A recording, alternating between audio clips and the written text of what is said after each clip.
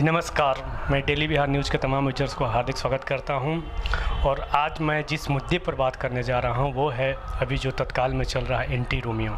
आज मैं हूं पटना यूनिवर्सिटी के प्रोफेसर सर डॉक्टर मटुकनाथ जी के पास और उनसे हम जानना चाहते हैं कि इस विषय पर उनका क्या मत है और ये एक तरह से जो रोमियो शब्द है उसका क्या, अभी जो प्रशांत भूषण जी ने जो जिस तरह से ट्वीट किया उसको लेकर जो हुआ कि कृष्ण रोमियो के किरदार में थे, तो क्यों नहीं इस पूरे मूवमेंट को एंटी कृष्ण कर दिया जाए, जिसको लेकर बहुत सारे कौतूहल बना, बहुत सारे ट्रोल भी हुआ ट्विटर पे, फेसबुक पे। तो इन तमाम चीज़ों के साथ हम सर के साथ बात करते हैं। सर ये बताइए, जो सर एंटी रोमियो शब्द है, पहला तो ये कहीं ना कहीं शेक्सपियर का लिटरेचर का है, तो जो उसमें रोमियो का किरदार है, क्या ये रोमियो शब्द इस बड़े स्क्वाड का नाम जस्टिफाई कर रहा है? बिल्कुल नहीं।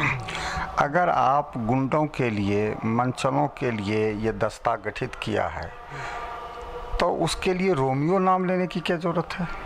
वो तो एक प्रेमी था। ये नाम गलत है। ये शायद इसीलिए कि हम हर पाश्चात्य चीज़ से अगर नफ़रत करते हैं तो हर बुरी चीज़ का वो नाम दे देते हैं, वहीं से ये नाम आया हुआ होगा।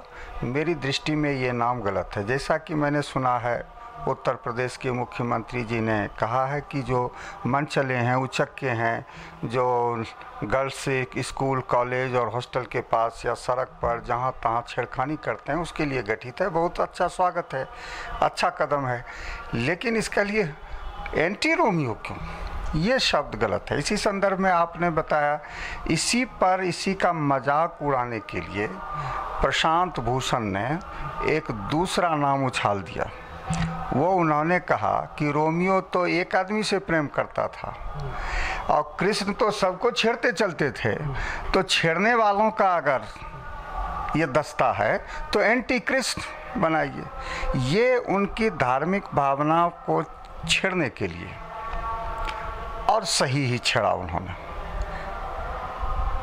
प्रशांत भूषण का मैं समर्थन करता हूँ, यद्यपि उन्होंने मजाक में कहा, सीरियसली नहीं, क्योंकि कृष्ण के जो छेड़ने की घटना है उसका साधारण अर्थ नहीं है, उसका आध्यात्मिक अर्थ है, उसका कुछ दूसरा अर्थ है। साधारण भी हो तो कृष्ण किसी के साथ ज़बरदस्ती तो नहीं करने जाते थे ना, आनंद लेते थे, तो इस आनंद पर मनाही नहीं होनी चाहिए। इसलिए एंटी कृष्ण भी तो गठित होने का प्रश्न ही नहीं उठता है। एंटी रोमियो भी नहीं, एंटी कृष्ण भी नहीं, एंटी गुंडा, एंटी बदमाश, एंटी मंचला, मजनू भी नहीं। मजनू भी एक प्रेमी था, भला आदमी था, बेचारा दीवाना था। आप गुंडा को मजनू करें तो इसका मतलब है कि आप सब घालमेल कर रहे हैं। एक अच्छे प्रेमी को आप गुंडे से तुलना कर रहे हैं। तो इस तरह की जो प्रसिद्ध नाम है, ख्यात नाम है प्रेम जगत में, उसको गुंडों के श्रेणी में रख के देखना और प्रयोग करना, वो भी सरकारी स्तर पे, उच्च स्तर पे, ये निंदनीय है। सर बता रहे थे कि जो एंटी रोमियो शब्द है वो कहीं से भी जस्टिफाई नहीं है। और दूसरी बात है सर कि जिस तरह से एंटी रोमियो का गठन हुआ है, खास करके यूपी में, उसके बाद वहाँ के पार्कों में, वहाँ के कॉलेजों में, वहाँ के मॉल में भी जो एक कपल जाता था, जो एक प्रेमी जाते थे, वो कहीं ना कहीं अपने नज़ारा दिखते हैं, कहीं ना कहीं उनके बीच में खौफ है। इस पर सर क्या कहेंगे? ये हमने टीवी पर एक आध दिखाया था, मारपीट की थी पुलिस ने। पुलिस का ये पुराना धंधा है, वो बदमाशों से परहेज करते हैं, और जो प्रेमी बेचारे घर से छिप कर मिलने जाते हैं, जो ऐसे ही डरे हुए हैं, उसका भयादोहन करते हैं पुलिस वाले। वहाँ तक पहुँच के उनसे पैसा ऐंठना चाहते हैं, या अपनी ही किसी विकृत मानसिकता को परितृप्त करना चाहते हैं, या लड़के लड़कियों से इसी बहाने वो बात करने का रस लेते हैं, उनसे गंदी गंदी बातें तक करते हैं। ऐसा भी मैंने देखा है, पुलिस वाले पैसा लेने गंदी गंदी बात करते हैं, उनको अलग ले जाके पूछेंगे, हाँ तुम यहाँ कैसे आई थी, ये हो जाएगा तुमको, वो हो जाएगा, तुम ऐसी लगती हो, तमाम हरकतें वो पुलिस वाले करते हैं। तो ये सब पुलिस वाले की भी समस्या है कि जो उसको रोकने जाते हैं, स्वयं उस बुराइयों से ग्रसित हैं। तो सवाल ये नहीं है कि ये दस्ता से नहीं होने वाला है, लाख दस्ता कर लीजिए। यह जो समाज में सेक्स की विकृतियां हैं, यौन विकृतियों के कारण जो छेड़छाड़, बदमाशी, बलात्कार ये सब होते हैं, वो हमारा जो सिस्टम है स्त्री पुरुष के संबंधों को लेकर, हमारी जो विवाह प्रथा है और सारी चीज़ें हैं, प्रतिबंध है, मिलने का एक स्वस्थ वातावरण नहीं है, उसका ज्ञान नहीं है कि कैसे युवा को हम रोक नहीं सकते हैं, उनको मिलना चाहिए। तो मिलने का मार्गदर्शन होना चाहिए, तो मार्गदर्शन इस देश में नहीं है और तब वो विकृत रूप में सामने आता है। इसका निदान सिर्फ सही शिक्षा है, कि पुलिसिंग नहीं है। पुलिस तो इक्के दुक्के बदमाशों को सेतने, जब पूरा समाज में विकृति हो तो उसको पुलिस के द्वारा दूर नहीं किया जा सकता। तो इसमें शिक्षा में बदलाव लाने की ज़रूरत है। सबसे ज़्यादा यहाँ सरकार शिक्षा में बदलाव ला ही नहीं सकती है, क्योंकि सरकार को शिक्षा की समझ ही नहीं है। जिसको समझ है उसकी कोई चलती नहीं है, उसका कुछ है नहीं। लेकिन इसका रास्ता वही है कि युवा हैं, उनके पास यौन ऊर्जा है, उस यौन ऊर्जा को स्वस्थ ढंग से प्रवाहित होने के लिए सुअवसर दीजिए, उसकी शिक्षा दीजिए और उस ऊर्जा का आप उपयोग इस लोक के लिए और इस अध्यात्म के लिए, दोनों के लिए, क्योंकि मनुष्य के जीवन की सबसे बड़ी शक्ति है यौन ऊर्जा। उसी का ट्रांसफॉर्मेशन कई रूपों में होता है, कला में, संगीत में, चित्र में, अध्यात्म में, सब में वही रूपांतरित होता है। ये महान देश, जिस देश ने दुनिया का मार्गदर्शन किया, जिसने तंत्र विद्या दी, जिसने काम को रूपांतरित करने की विद्या दी, उस देश का इतना पतन हो गया कि काम के पीछे एक डंडा लेकर पड़ रहा है। और फिर भी काम की विकृतियां, क्योंकि डंडा की चीज़ ही नहीं है।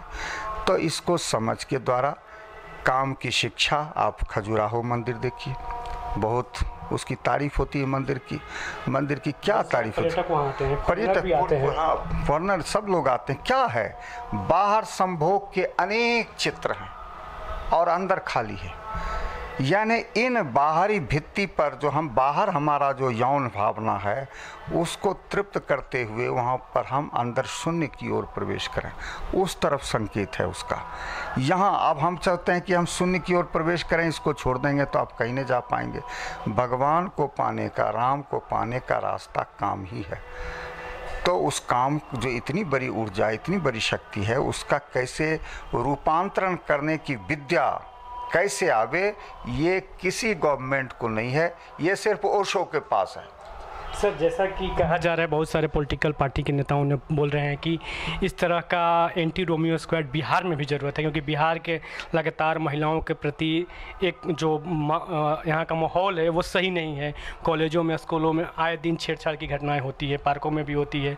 तो यहाँ भी क्या आपको लगता है कि बिहार में भी एंटी रोमियो जैसी संस्था की ज़रूरत है, एंटी रोमियो स्क्वाड की ज़रूरत है? मैं नेताओं को तरजीह नहीं देता हूँ, क्योंकि नेताओं का काम है पैसा कमाना, तोड़जोड़ करना, तिक्रम करना, जनता को बरगलाना। उनके पास कोई विजन नहीं होता है। तो नेता से कुछ नहीं हो। नेता तो मैं मानता हूँ देश के दुश्मन होते हैं, वो अपने हित के लिए देश को बर्बाद कर सकते हैं, कुछ भी कर सकते हैं, सारे नियमों को तोड़ सकते हैं। तो नेता की बात नहीं कर सकते, हम क्रांति की बात कर सकते हैं। हमने कहा कि रास्ता वो दस्ता तो अनुकरण करेगा। अरे अनुकरण करना सूझबूझ नहीं है, जो वहीं पर अप्रासंगिक चीज़ है उसको आप यहाँ कैसे प्रासंगिक बनाइएगा। गुंडागर्दी वहाँ भी है, गुंडागर्दी यहाँ भी है, इस मामले में समानता है। लेकिन उसका विकल्प एंटी रोमियो न वहाँ है न यहाँ हो सकता है। जो यहाँ होगा दोनों जगह एक ही होगा। वो हमने जैसा कि बताया कि काम भावना के रूपांतरण की विद्या जो इस देश में सिर्फ ओशो ने दी है पूरी दुनिया को, उसकी शरण में जाइए। उनके दर्शन के हिसाब से आप स्कूल खोलिए, विद्यालय खोलिए और आप पूरे समाज को रूपांतरित कीजिए अगर चाहते हैं तो। उसके सिवा तो हमको कोई रास्ता दिखता नहीं।